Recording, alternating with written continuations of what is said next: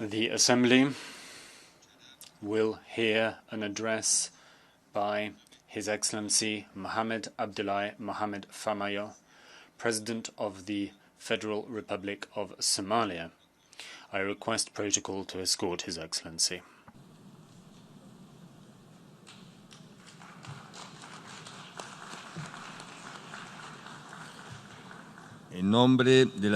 On behalf of the General Assembly, I have the honor to welcome to the United Nations His Excellency Mohammed Abdullahi Mohammed Farmajo, President of the Federal Republic of Somalia, and to invite him to address the Assembly.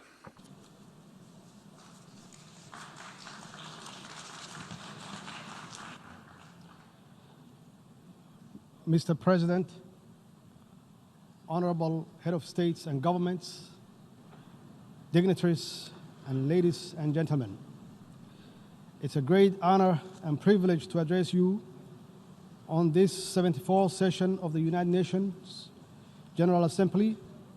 It's indeed my sincere belief that the General Assembly is vital in galvanizing multilateral efforts and actions for poverty eradication, quality education, climate action, and promoting inclusivity in all its forms to advance our global agenda for people-centered development, for common progress and prosperity. We in this Assembly, more than ever before, must realize and work towards ensuring no one or nations is left behind in the pursuit of progress and prosperity in this age of interdependence and interconnectivity. The Government of Federal Republic of Somalia warmly welcomes this year's theme for the General Assembly, which reminds us all on the importance to double our efforts through greater international cooperation to ensure we as a nations individually achieve the sustainable development goals for reducing poverty, improving the quality of education, addressing the adverse effects of climate change, and promoting partnership and inclusivity in all our actions at home. Partnership in all their forms are a must if we are to overcome the greatest common challenges of our time, including security, poverty, climate change, and sustainability. In this globalized world, no nation, no matter how strong or prepared, can individually stand alone against the tide of global challenges which require common action and coordinated multilateral responses. We must strive to create the condition for individual fulfillment and common prosperity in line with the vision of Sustainable Development Goals. I'm grateful to be here with our valuable partners, of whom many are represented in this great assembly today, for the constructive role they are playing in Somalia's successful journey to full recovery from a very difficult past. We are also grateful for the role of the United Nations has and continue to play in Somalia's development journey on the ground. We are committed to working with the United Nations to advance our inclusive national development agenda. Indeed, Somalia is a great example of the importance and success of the international multilateral system, as it has been benefited from the support of both the United Nations and its member states bilaterally. Somalia's road to recovery, led by its resilient people and government, has come a very long way, and yet we cannot be blind or remain silent on the discontent with the rising inequality, poverty, and division caused by unfair globalization, which has become dominant in the world today. Without doubt, inclusivity in all its manifestations must come to the fore if we are to succeed in galvanizing multilateral efforts for global security, poverty eradication, quality of education, and climate action alongside the other development priorities. Mr. President, Somalia is also playing a key role in the Horn of Africa's socio-economic development and we are confident that the cooperation between the Horn of African countries will enhance economic development, political stability, social, cultural connectivity, and most importantly, security cooperation among the countries in the region. Horn of Africa region offers unrivaled opportunities for economic development and growth for its people if we can further strengthen the political, social, and economic ties between our countries and our global partners. Horn of African states are not alone in working together towards a better future for their countries and people, because we have many friends who are supporting us all along the way for the interest of peace and security in the wider world, and we thank them. While Somalia promotes economic integration in the region and encourages its business community to invest in countries in East Africa and beyond, Somali communities continue to invest in the Republic of Kenya, which indeed contributes to the growth and economic prosperity. Somalia and Kenya are neighbors on the Indian Ocean coast of East Africa who enjoy peaceful and friendly relations. We owe much to Kenya for their steadfast support for Somali's people over the years.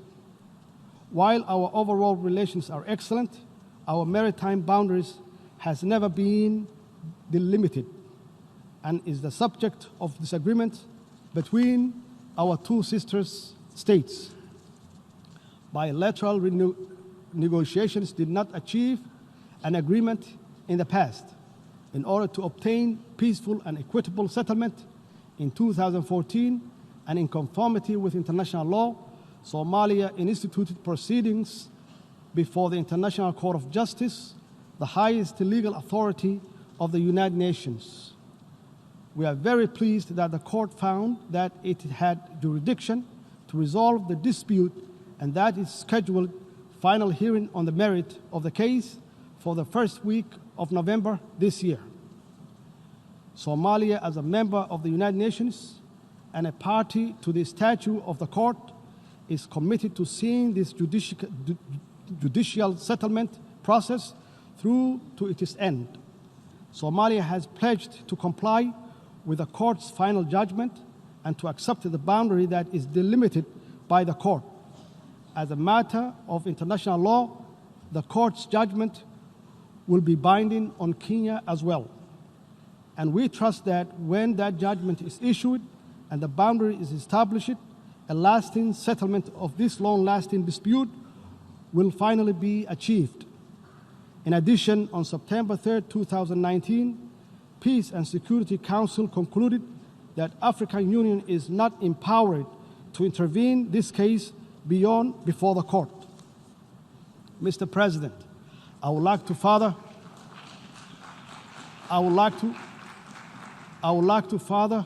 report that at the margin of the 74th United Nations General Assembly in New York, and exactly on Tuesday night, September 24, 2019, President al-Sisi of Egypt, who is also the current chairman of the African Union, convened and chaired a meeting between me and the President Uhuru of Kenya, the meeting which was very fruitful. We agreed to restore our good brotherly relationship, strengthening the diplomatic and political cooperation.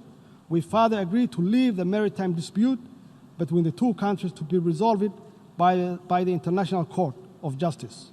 Somalia is committed to maintain good relationship with Kenya.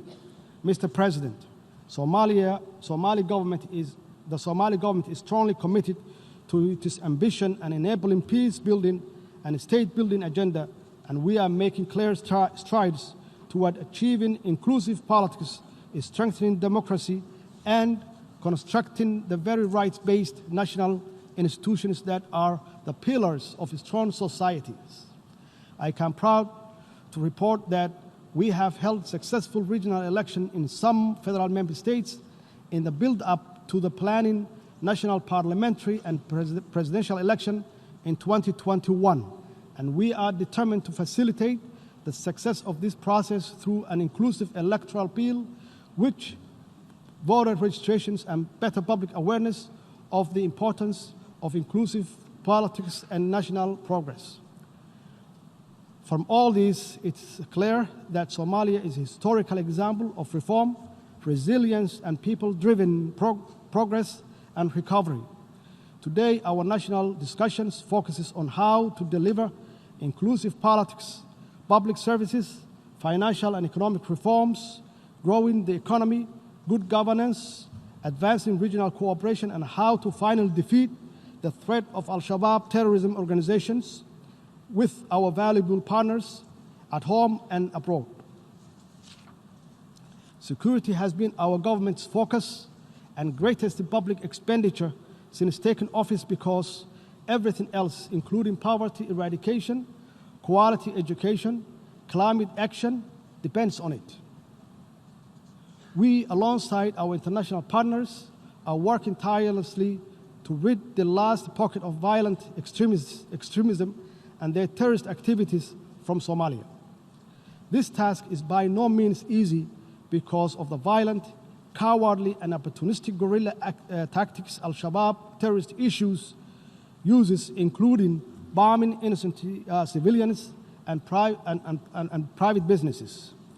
However, with our holistic strategy of de-radicalization, successful military offensives, the recovery of territory from Al-Shabaab, and the strengthening of Somali National Army and security capabilities, we are confident that our joint efforts with AMISOM and other international partners will bear fruit for Somalia, its people, and for the region and the global stability.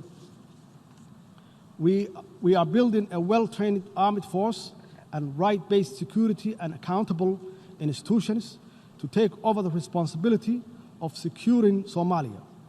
Our government, in partnership with AMISOM and other key international supporters, is working hard to achieve this through transition plan in line with the national security architecture. In this regard, I wanted to thank the brave Somali security force, men and women, all the troop contributing countries of African Union, with AMISOM and all our international partners that support the security operations in different and important ways.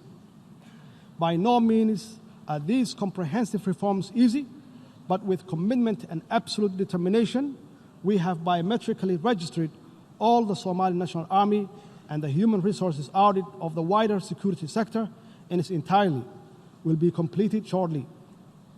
The biometric registration enabled the government to eliminate ghost workers, assess operation readiness of the security personnel, and make cost saving that will be used elsewhere to further strengthening security for the Somali people.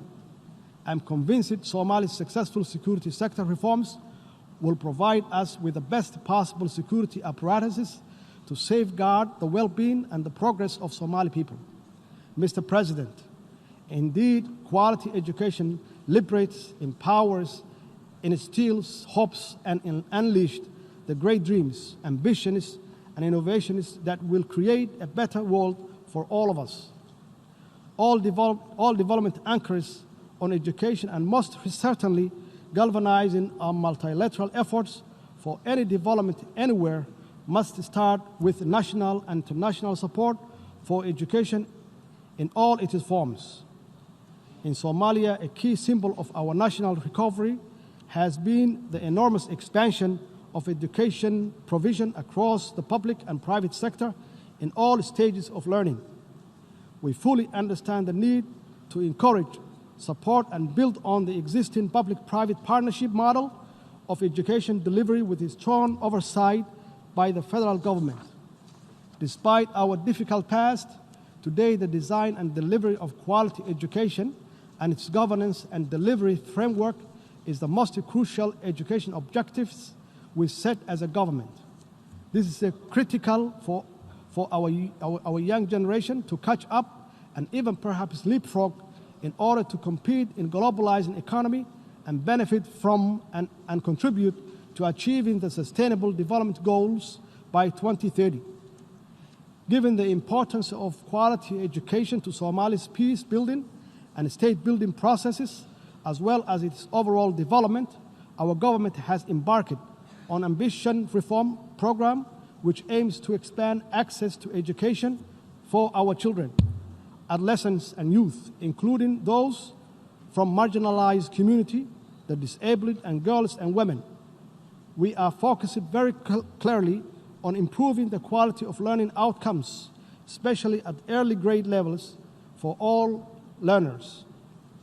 We are also committed to increasing enrollment rates, ensuring the market relevance of learning opportunities to sustainably grow the economy in creating much-needed jobs and injecting further confidence in our people and country's prosperity and prospects.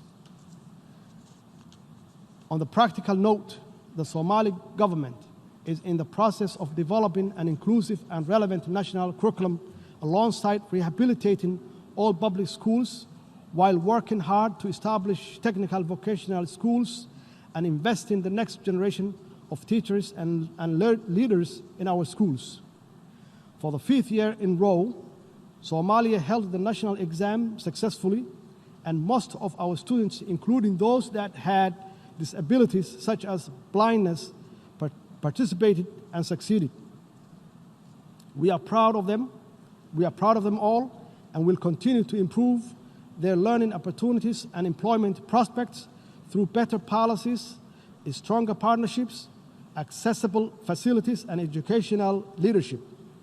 To strengthen quality education globally, we must all share good practices, transfer successful policy, and make the necessary link between education, opportunities, and international peace, security, and development. Mr. President, Somalia is very committed to improving the status of the country's environment and to promoting community resilience for both present and future generations. Somalia has taken major steps in instituting environmental management authorities to implement changes on the national level.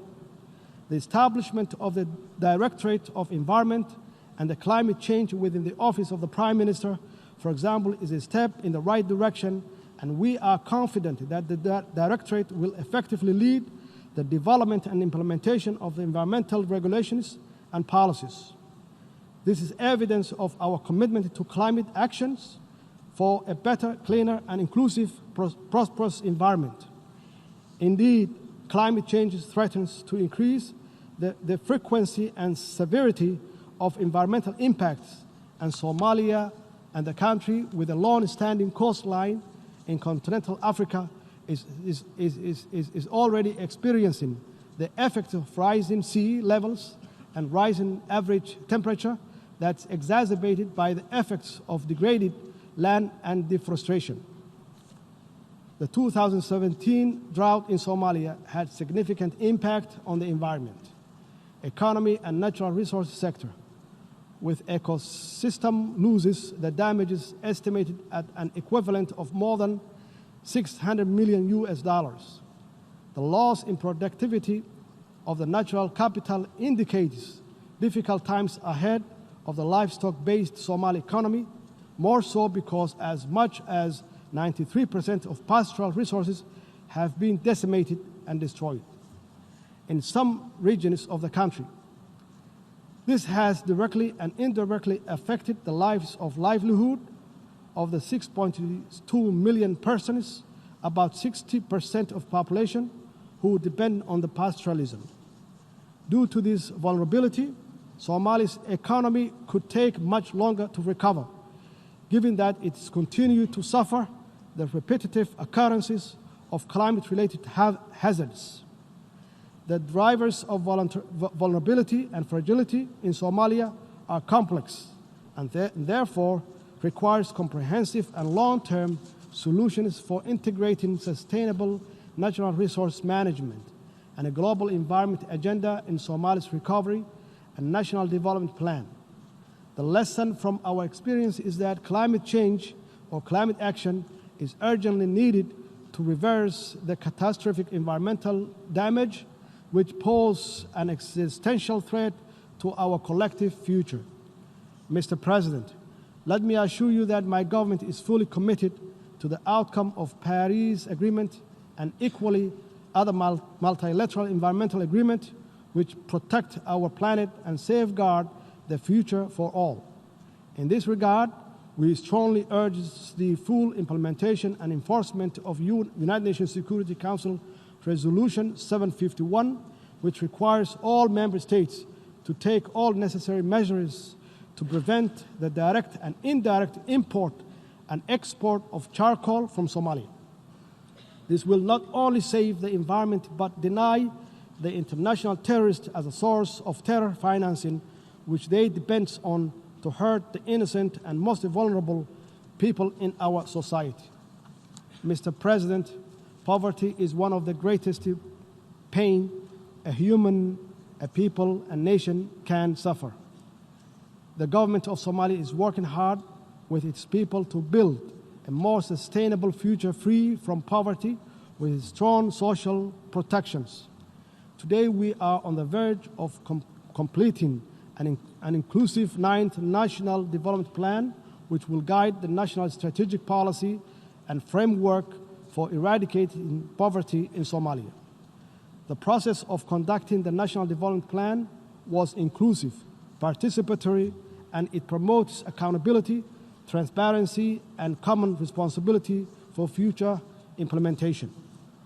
Our approach to eradicating poverty is to create economic opportunity for our people, and to do this, we are engaged in ambitious and successful fiscal and economic reform programs guided by International Monetary Fund, the Staff Monetary Program, to achieve debt cancellation by early next year through the High Indebted Poor Countries Initiative, HIBIC. According to the IMF, our performance to date has been strong and we have achieved much in a short space of time. We continue to raise domestic revenue, improve national budgeting processes, make our financial system more secure and transparent, while instilling fiscal discipline in our national operations. We are working closely, both bilaterally and multilaterally, with all our key partners and stakeholders, including the Somali people and the international financial institutions, to secure debt cancellation for Somalia. Achieving this will allow Somalia to get access to valuable and much-needed concessionary resources that will complement our national domestic revenue mobilization to cover the cost of eradicating poverty, improving public services, including quality education and security, and taking effective actions to safeguard our future against the scourge of climate change. Alongside economic and fiscal reforms, our government has championed a zero-tolerance approach of corruption so that every dollar is spent on the public goods. If we are to eradicate poverty, we cannot afford to lose a cent to corruption. Accordingly, we must always ensure value for money in public expenditure and tackle corruption head-on. This is why I signed the historic anti-corruption bill last week, and my government is determined to deliver on its content for the people of Somalia. Mr. President, let me conclude by reiterating Somalia's strong support for galvanizing multilateral effort for poverty eradication, quality education, climate action in all its forms. In this globalized age of uncertainty, common threats and opportunities, we must all be in this together to achieve common progress and inclusive prosperity. Our global journey to sustainable development may be long, but every step we take together will be rewarded with a stronger society, a more equitable and connected world, and a community of nations is strengthening and empowering through this collaboration. I thank you, Mr. President, and I thank you all in this assembly.